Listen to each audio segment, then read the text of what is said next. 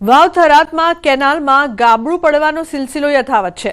ધરણીધરના બરડવી ગામમાં કેનાલમાં ગાબડું પડ્યું છે। વાવ તાલુકાના રાધા નેસડા ગામની સીમમાં આવેલ ડિસ્ટ્રીબ્યુટર કેનાલમાં પણ ગાબડું પડતા બાજુમાં આવેલા ખેતરોમાં ફરી વળ્યું છે પાણી।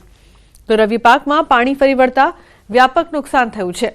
અધિકારીઓ, કોન્ટ્રાક્ટરો અને ગેટમેનની ગંભીર બેદરકારીના કારણે કેનાલ તૂટી હોવાનો આક્ષેપ છે।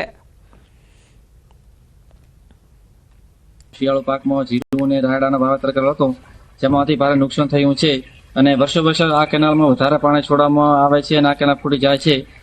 તો તેજાભાઈને એમનું જે પાક નિષ્ફળ થયું છે એમને એમનું વળતર મળી રહે અને આ કેનાલનું તાત્કાલિક સમારકામ થાય, જેનાથી આગળના ખેડૂતોને પાણી મળી રહે।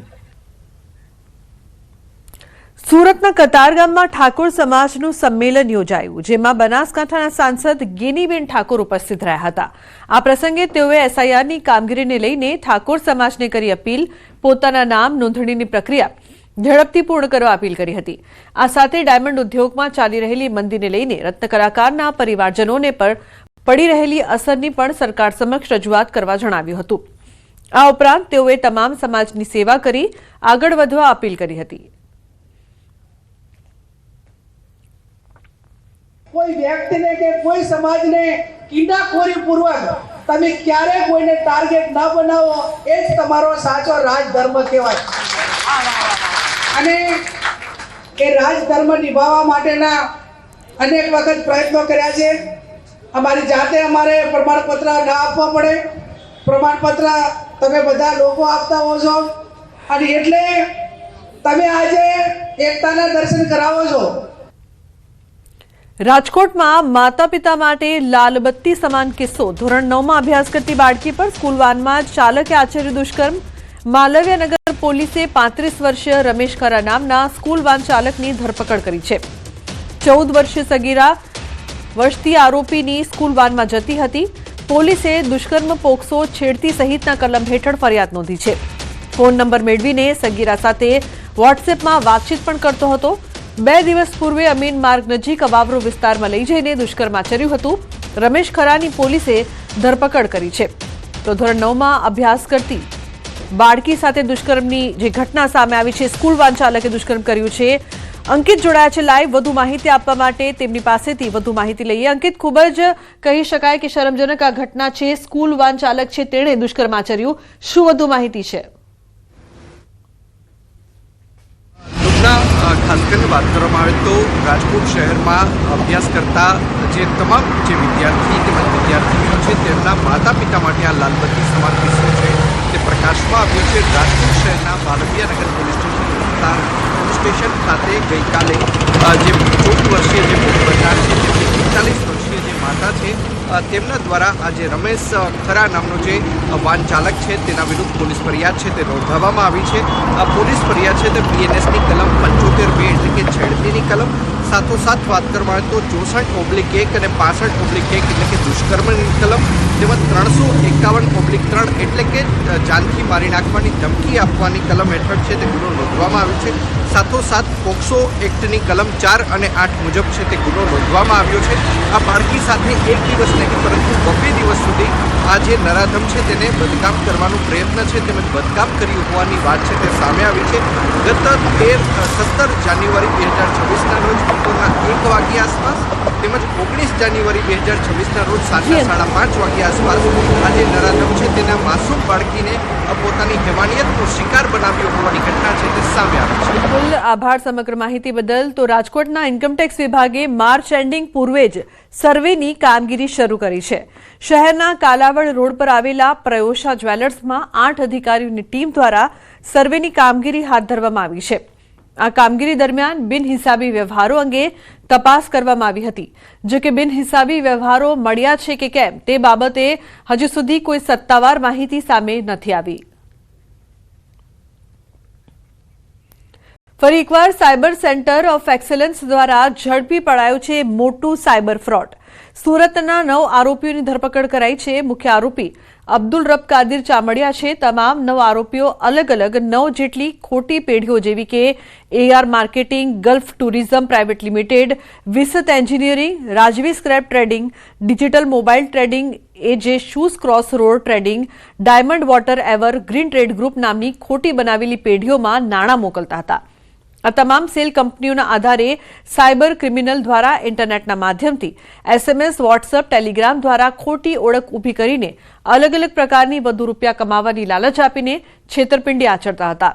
તેમજ ભારતના અલગ અલગ રાજ્યોમાંથી અલગ અલગ લોકો પાસેથી કમિશન ઉપર બેંક એકાઉન્ટ લઈને તેમાં છેતરપિંડીના રૂપિયા ટ્રાન્સફર પણ કરાવતા હોવાનું ખુલ્યું છે. બેંકમાં કુલ 28 કરંટ તેમજ 54 જેટલા સેવિંગ જેટલા એકાઉન્ટ મળીને કુલ 82 એકાઉન્ટ ખોલાવડાવીને તે બેંક ખાતામાં અલગ અલગ મોડસ ઓપરેન્ડીથી સાયબર ફ્રોડમાં ગુનામાં સંકળાયેલા હોવાનું જાણવા મળ્યું છે. અબ્દુલ રબ ચામડિયા જે છે એના ગાઈડન્સ હેઠળ આ લોકોએ અલગ અલગ કંપનીઓ ખોલી હતી, જેમાં અમને લોકોને પ્રાથમિક તબક્કે જે વિગત મળી AR માર્કેટિંગ, ગલ્ફ ટુરિઝમ અને વિસત એન્ટરપ્રાઇઝ, આ 3 કંપનીઓના 62 ખાતાની વિગત સાયબર સેન્ટર ઓફ એક્સલન્સ પાસે હતી. જે શરૂઆતમાં એ 3ની ધરપકડ કર્યા બાદ આખું નેટવર્ક ખુલેલું છે. અન્ય કંપનીઓ રાજવી scrap trading, digital mobile trading, AJ shoes cross road trading, diamond water અને એવરગ્રીન ટ્રેડ ગ્રુપ, આમ 9 કંપનીઓના માધ્યમથી સેવિંગ અને કરંટ એકાઉન્ટોના માધ્યમથી આ લોકો પૈસાની અવરજવર હેરાફેરી કરતા હતા. તો ભારત દેશના 28 રાજ્યોના કુલ 12,229 ગુનાઓમાં કુલ 826 કરોડથી પણ વધારે સાયબર ક્રાઇમના ગુના આચરતા હોવાનું સામે આવ્યું છે. ધરપકડ બાદ તમામ આરોપી પાસેથી 8 આરોપીઓ પાસેથી મોબાઈલ ફોનમાંથી 82 થી વધુ બેંક એકાઉન્ટની વિગત પણ મળી આવી છે. તેમજ આંતરરાષ્ટ્રીય અને રાજ્યમાં ગેંગ ચલાવતા હોવાનું પણ સામે આવ્યું છે.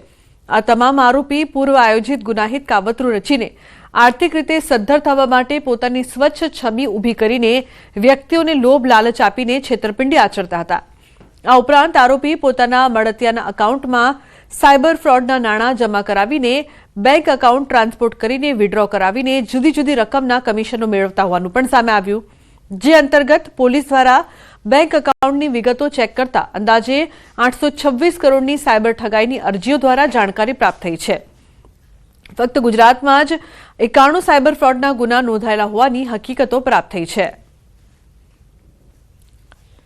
કે દરેક વખતે જ્યારે વિડ્રોલ કરવા જતા હતા ત્યારે એક જ ચહેરો સામે આવતો હતો. એના ઉપરથી આખી ગેંગનો આ પર્દાફાશ થયેલો છે.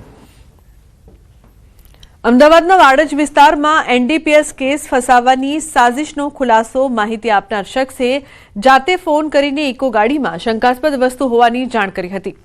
પોલીસને શરૂઆતની તપાસમાં ઇકો ગાડીમાંથી કોઈ શંકાસ્પદ વસ્તુ નહોતી મળી. બાદમાં માહિતી આપનાર પ્રદ્યુમન લુહારે જાતે ગાડીમાંથી 10 પડીકીઓ કાઢીને બતાવી. તપાસમાં ખુલ્યું કે ગાડીના માલિક અને માહિતી આપનાર સગા છે. લાંબા સમયથી બંને વચ્ચે કૌટુંબિક ઝઘડો ચાલતો હતો. સંજય લુહાર નામના શખ્સે પ્રદ્યુમનના કહેવા પર ગાડીમાં ડ્રગ્સ મૂક્યું હતું. આરોપીઓનો ગોપાલભાઈને ખોટા NDPS કેસમાં ફસાવવાનો ઉદ્દેશ હતો. પોલીસે 2 આરોપીની ધરપકડ કરીને વધુ તપાસ હાથ ધરી છે.